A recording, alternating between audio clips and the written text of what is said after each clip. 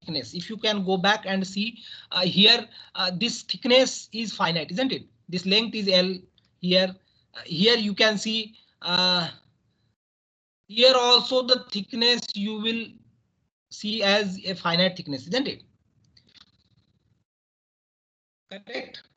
You will have a finite thickness. So far we have looked at the solid surfaces in which we are looking at the temperature distribution or heat conduction in a finite solids.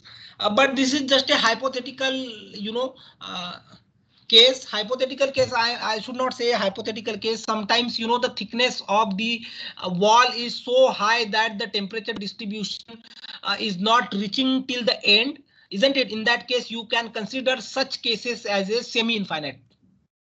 Are you able to get it now? So like semi-infinite in what dimension? The length or the width? X direction. I am saying X direction. I have already said in the X direction it is infinity. This yes, final thing is infinite. Okay. Is it okay? Are you able to get it? So even the finite surfaces in which the temperature distribution is not able to reach till the end, we can consider them as a semi-infinite solid, isn't it? Yes, sir. Okay. Sir, after applying. Yes, please go ahead. Sir, after applying the boundary conditions, why have we introduced this neta? This is just a dummy variable in order to simplify. It's just a dummy variable. You can put it Z also. So this dummy variable is represented in terms of the actual variable. Remember, X is the thickness here, alpha is the diffusivity, T is the time. So this is represented with respect to the actual variable. By putting the eta, you can simplify this equation in a simpler form like equation number 3. No, sir, and this solution of equation number 3. Yes, please go ahead. How did we come to X upon 2 root alpha T? Okay, so we have taken eta in such a way that equation 2 we can represent in the form of equation number 3, because the solution of equation number 3 we can write in terms of the error function. Did you get it? And again, if you look at the dimensions, okay. Maybe I can give you another physical significance of this eta. What is under root alpha T?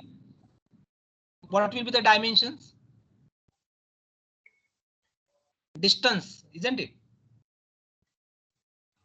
So eta is a dimensionless variable. Remember, whenever we are try to solve the infinite thickness solids, if you remember your transport phenomena, in all such cases we represent our differential equations in a dimensionless form, isn't it? Because that gives me the differential equations becomes easy, because otherwise see this thickness is infinite here, isn't it? Thickness of this slab is infinite. How much you can solve? So you try to make it non-dimensionalize the equation, and then you try to solve it, isn't it? So here eta you can see is dimensionless. Theta is also a dimension. Here you can see this eta is a dimensionless in terms of this alpha t is going to have alpha t is going to have under root alpha t is going to have dimension of length. Under root alpha t is going to have the dimension of length. Yes, sir. Okay. Sir, can you explain the boundary conditions so this again? Just okay. So first boundary condition here is what? At time t equals to 0, x for all x, that means what? At any x here. See this t I have used here wrongly. This should be ti here. Yes, sir. That was I was asking. Yeah. This should be ti. I'm sorry. Then it should be theta I. If we will... No, that is given in terms of this t naught. Just this t naught. This no, just so defined in that way.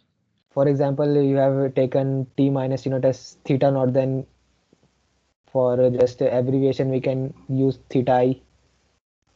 One will be theta I here. Yeah, just wait. I will write down that one will be theta I. One will be theta I. Probably this x equals to infinity for all t. This third boundary condition will be, I think, theta I. Let me just check. I'm not sure about this. This should be theta I, if I'm not wrong somewhere. The third boundary condition.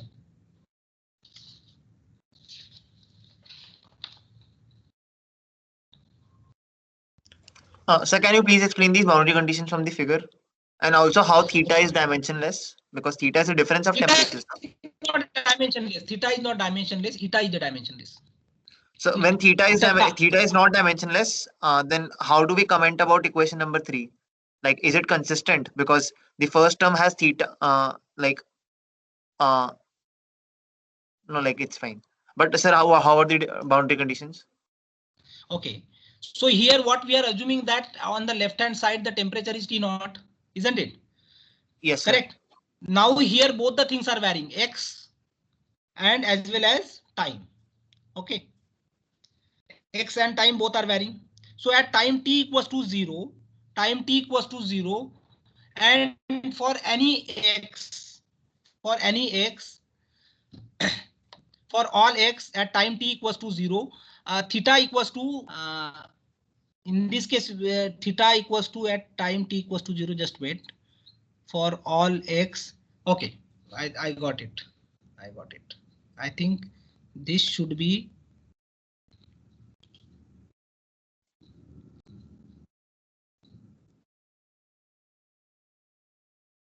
Is it correct now?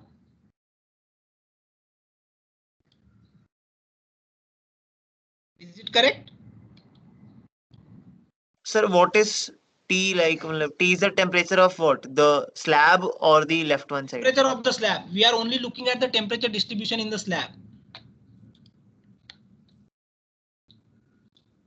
Okay, so T equal to 0, shouldn't it be just Ti?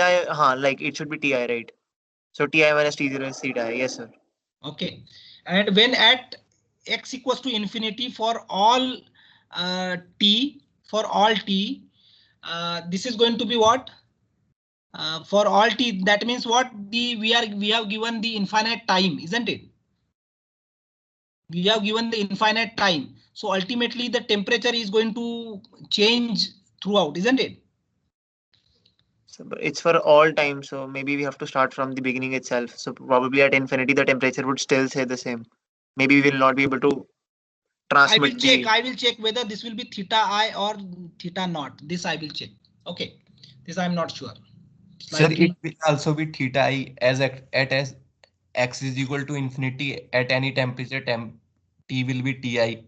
So we will put Ti at the place of T. So in third condition. This also will be the same. Yeah, that is what you are trying to say.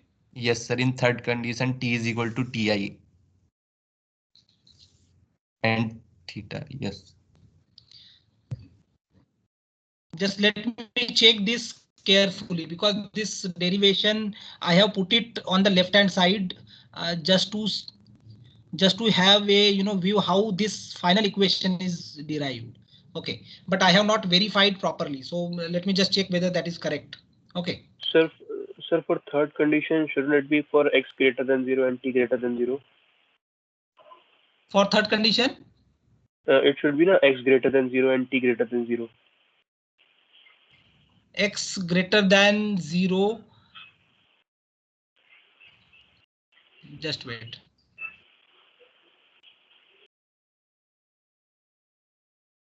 I'm not really sure. This boundary condition is correct.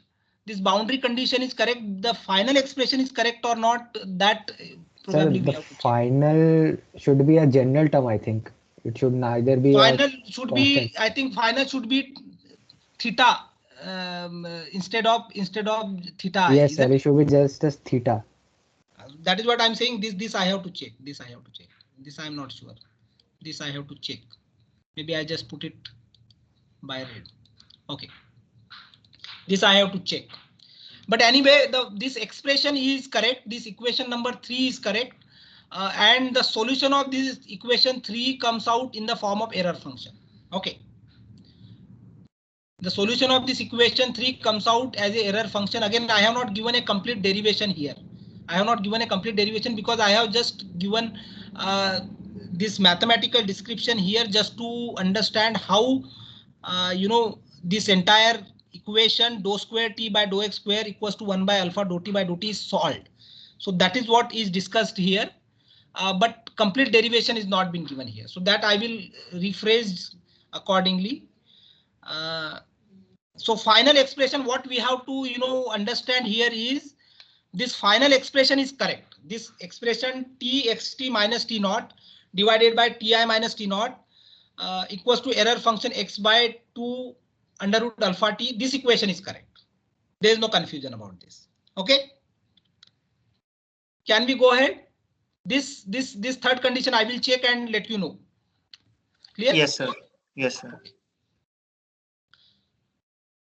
Okay, so now this temperature distribution is shown by this equation txt minus t naught divided by ti minus t naught equals to error function x by 2 under root alpha t. So this is the temperature distribution. Now what we are interested in is what will be the heat flux. What will be the heat flux Q naught here? So Q naught here again, if you wanted to find out Q naught, what we have to do is we have to differentiate this equation with respect to x and put x equals to 0, and then we can obtain the Q naught, isn't it? So that is what we have done here. So we have differentiated that equation again with respect to x and put x equals to 0. By doing that, the Q naught is obtained as Ka delta T divided by under root pi alpha T. Okay, so this is the equation. This is the final equation. Now the important point to note down here is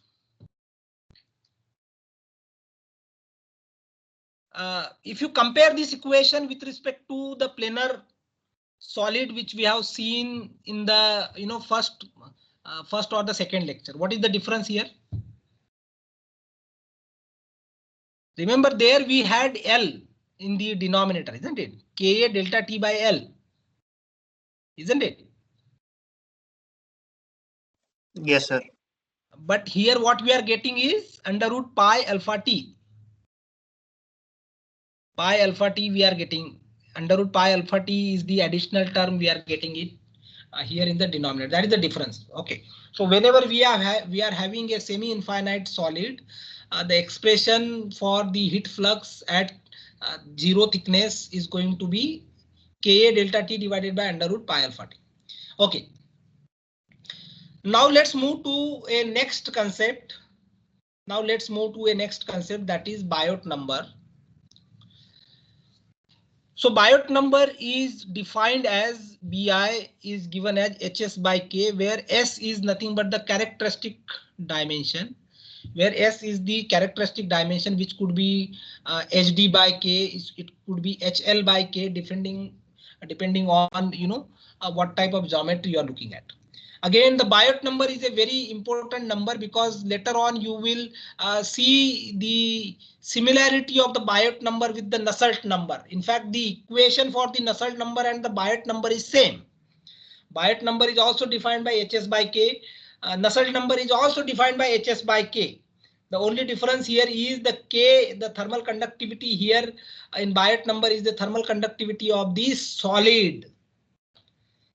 Nusselt number is defined for the fluids, where thermal conductivity K is for liquid.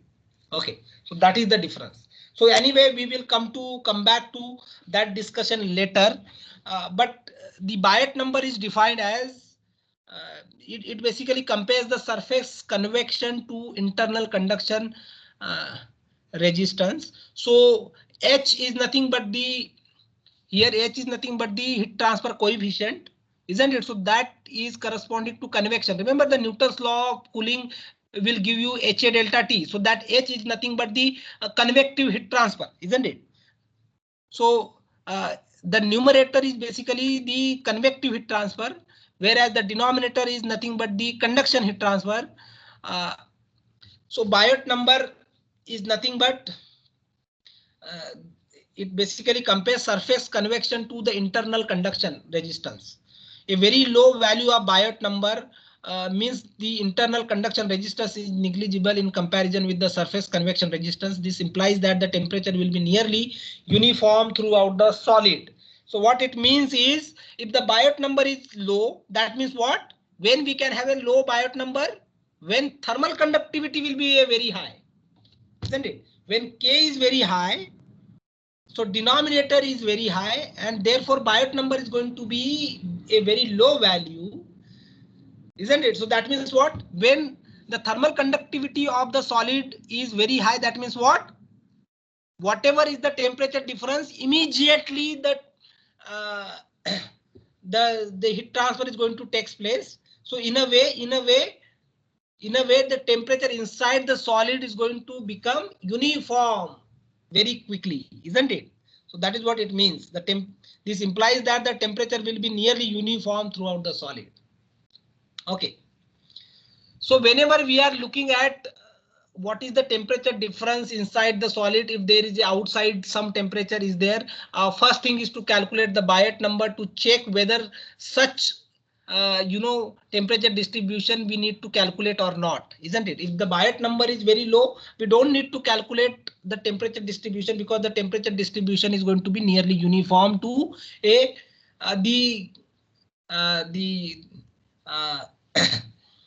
the value of the temperature of the solid. Okay. So temperature distribution will not be there. You will have a linear, you will have a uniform profile. Okay. Is it clear to everyone? So we will see one or two problems solved on this later on, maybe in the next class. Hello, sir. Can you please explain once again that how the low Biot number implies the uniform temperature profile? Okay. So low Biot number means what? Thermal conductivity of the solid is going to be very high, isn't it? Is it correct? Yes, sir. So when thermal conductivity of the solid is very high means what? Whatever the temperature I am going to change outside, immediately that temperature will be attained by the solid. Yes, sir. Isn't it? So if the solid is going to attain that temperature immediately, that means what? The temperature profile is going to be Uniform. Okay, I got it. Sir, but the H can also be very small. H can also be very small, correct. H can also be very small, but how small? In general, the H is what? I will give you the mathematical description of the H. H is also a function of K. This heat transfer coefficient is not a material property. It is function of K. Okay, we will define H in terms of K later in the next chapter when we will look at the heat transfer coefficient. So it is not a material property. So when we are saying that my K is very high, I cannot have H as a very low value.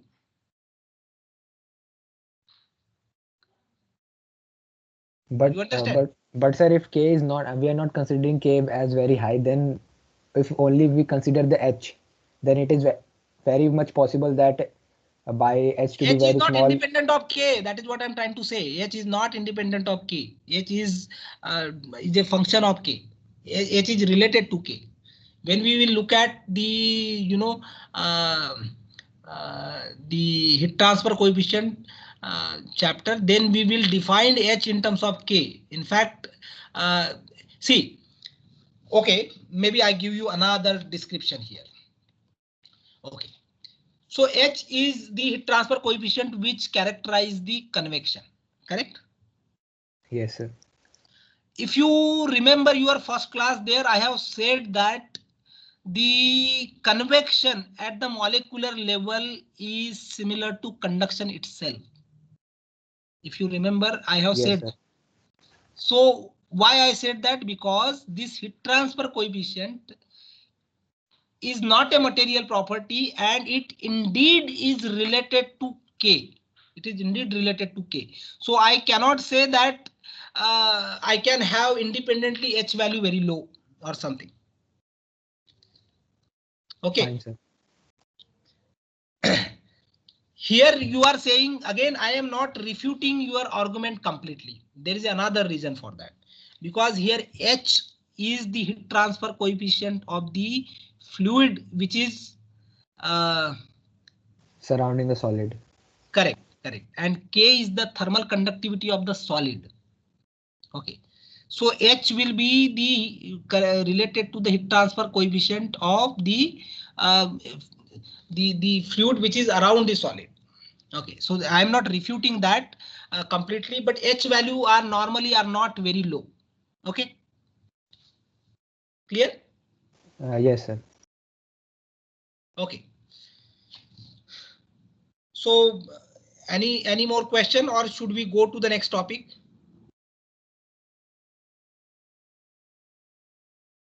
So let's go. Is it becoming too much? So probably we will stop today if it is going too much. So like all of this is new for us. We haven't studied it before. The earlier stuff was somewhat Yeah, sir. relatable. Semi-infinite solid was a little difficult. Otherwise, we have studied other things. Okay. So like if you want to spend some time on this topic itself, please help us know more about that error function thing because we haven't studied it much. Error function, see, this is not an analytical solution. Again, I said this is not an analytical solution. This error function is a function defined in order to calculate the values, and this error function values are tabulated. These values are tabulated. Okay. So we need to study literature on the same, or can we just in fact, assume? the different values of the error functions are given in the book. You just check the table. There is a table given in the book for different values of the error function. Okay, so this is the last chapter, I think chapter 12 or 11 from the book. So there you can find out the error function tabulated. Okay, so in general, the error function values are tabulated. Okay, these are not, error function is not a analytical function. Its values are given in a table and then you use those values. So we'll have to learn the literature for this in that case. See, Like for example, for a particular value of error function 2, error function in the bracket 2, that value will be given. Error function 3 will be given. If in between value you have to find out, you have to interpolate. That's it. You understand? So between 0 and infinity, you will be given the values of error function. Clear? Okay, so for us, we just have to check out for this solution that's written, that yes. you've written. Correct. You just have to check out what is the value of x by 2 alpha t, 2 under root alpha t. Then look the table and find out what will be the value of this particular function. This error function is a one kind of a function for which the values are already tabulated. In fact, we use the values of this not only in this, also we will use the values for the radiation. Okay, Clear? sir. Yes, sir. So we directly use the values, and in between values, if the values are not there directly exactly for that particular value, then we interpolate the corresponding values. Is it clear? Maybe I can show you the table in the next class, how what is this error function. So don't get confused with this error function. This is one kind of a function for which a table will be given, and that table will have a different values based on whatever the values of this the variable which is inside the function is. So for a different values of the variable inside the function values will be defined in the table.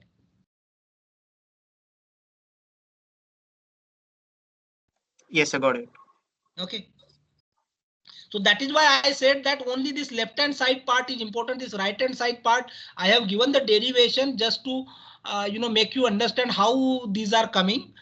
But other than that, this derivation also I have not given it completely. I have only given partially just to understand how this is derived. Okay. Anyway, so we will update this part little bit. So I think we will stop here and we will start with the new topic, which is we will again complicate our analysis little bit. So we will look at multidimensional steady state heat conduction in the next class. OK. So we will see how to solve the Laplace equation analytically. Of course, people solve it using the CFD, ANSYS, Fluent, etc. But how this is solved analytically, at least for a simpler case, of Laplace equation, that we will see. Is it okay? Yes, sir. And also we will see one or two questions on this unsteady state heat conduction, so that you will appreciate this complications corresponding to this error function, etc. In the next class. Okay. So we stop here and we will have a tutorial today for batch 2 and 3. If I'm not sorry, batch 1 and 4, isn't it? 1 and 3. 1 and 3. Sorry. Yes. Sir, where would you upload the tutorial sheet, sir? Tutorial sheets I upload directly in Teams. You are not able to find out last tutorial sheet? So we were able to find out the last one. How about today's one? So you'll upload it? I have not uploaded it. I'm going to upload now. Okay, sir. Okay. Okay, so we stop here unless you have any doubt, anything you wanted to ask.